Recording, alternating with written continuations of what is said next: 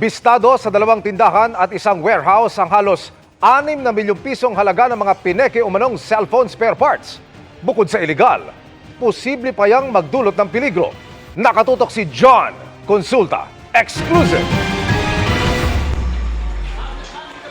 Bit-bit ng search warrant, pinasok ng NBI Fraud and Financial Crimes Division ang 2 tindahan sa Quiapo at isang warehouse sa Valenzuela.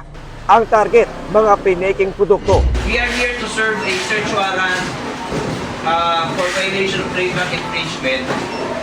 Ang trademark na hanap namin Sa loob ng mga establishmento, tumambad ang libu-libong counterfeit ng mga LCD at spare parts ng cellphone.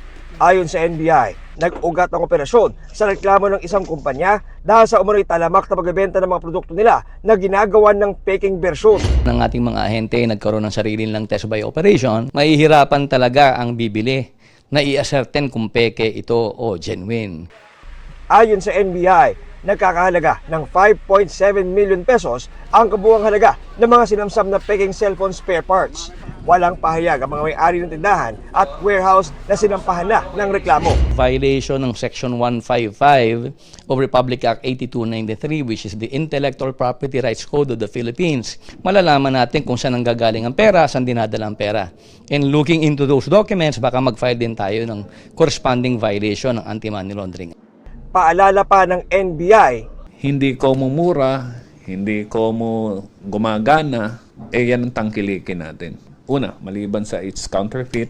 Pangalawa, hazardous siyang mga yan. para sa GMA Integrated News, John Consulta, nakatutok 24 oras.